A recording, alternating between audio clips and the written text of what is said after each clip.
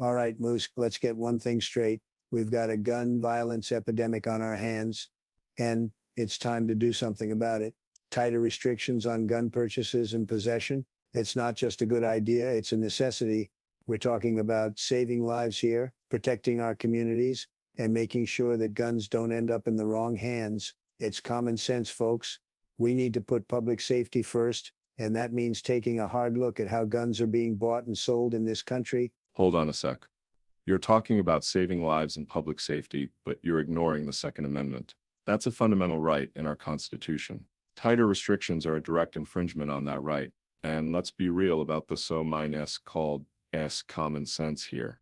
Do you really think criminals are going to follow these new rules? All you're going to do is drive abiding citizens to the black market. More restrictions mean more illegal gun sales, and that's a recipe for even more violence. And you're also glossing over the real root causes. Mental health issues and social isolation are the real problems behind gun violence. Instead of going after abiding gun owners, why aren't we focusing on fixing these deeper issues? Oh, come on, Moose. You're talking about the Second Amendment like it's some sacred cow that can't be touched. Let me tell you something. The Constitution isn't a suicide pact. We've got the right to bear arms, sure, but we also have the right to live without the fear of being shot in a school, a church, or a movie theater. It's time to update our laws to reflect the realities of today, not the 18th century. And don't give me that black market nonsense. You think criminals are going to suddenly start following the law if we tighten restrictions? They're already breaking the law by committing crimes with guns.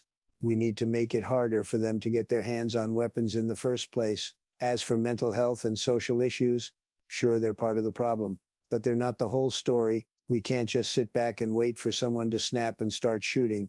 We need to take action now, and that means making it harder for anyone to get a gun without proper checks and balances. It's about time we put some real common sense restrictions in place. Whoa, slow down. Just because you're scared of a few bad apples doesn't mean you get to trample on everyone's rights. The Second Amendment isn't some relic, it's a cornerstone of our freedom. Updating it to fit your idea of today's realities is just a fancy way of saying you want to take away rights. Your black market nonsense is actually basic economics. When you restrict the legal supply, the illegal market booms. Criminals will always find a way to get guns, and making it harder for abiding citizens to buy them legally only tips the scales in the criminal's favor. And yes, mental health and social issues aren't the whole story, but they're a huge part of it.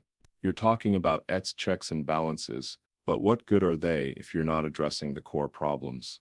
You're putting a band-aid on a bullet wound. Tighter restrictions won't stop a mentally unstable person from committing violence. We need to focus on the root causes, not just try to limit the tool. Moose, you're missing the point.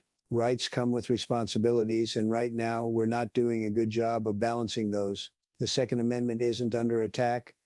We're just talking about making sure that the people buying guns are the ones who should have them. It's not about taking away rights. It's about making sure we're not giving guns to the wrong people. In your black market argument, that's just a scare tactic. We're not talking about banning guns. We're talking about making sure that people who buy them are doing it legally and responsibly. If we can stop even a fraction of illegal gun sales by tightening restrictions, that's a win for public safety. As for mental health, sure, it's important, but it's not an either-or situation. We can work on mental health and put in place common sense gun laws at the same time. We don't have to choose one or the other. We can do both, and we should. Look, we've got a problem with gun violence in this country, and it's time to do something about it. That means taking a hard look at how guns are getting into the hands of criminals and people who shouldn't have them. It's time to put in place some real common sense restrictions, and that's not an attack on anyone's rights. It's just the right thing to do. You're talking about balancing rights and responsibilities, but where do you draw the line? Every time you add a restriction, you're chipping away at the Second Amendment. Who decides who should have a gun? The government? That's a slippery slope towards authoritarianism. The black market isn't a scare tactic, it's a fact. Tighter restrictions will make legal guns harder to get, so more people will turn to the black market. And criminals don't care about buying guns legally and responsibly. They'll get their guns no matter what. You're deluding yourself if you think a few more restrictions will stop them. You say we can work on mental health and gun laws at the same time, but you're still not getting it. Gun laws won't solve the root problems. Mental health and social isolation are what's driving a lot of this violence. Instead of pouring resources into more restrictions, we should be focusing on fixing these underlying issues. Urso minus, called SB common, mina sense. Restrictions are just a guise for taking away our rights. We need to stop treating guns as the problem and start looking at the real issues.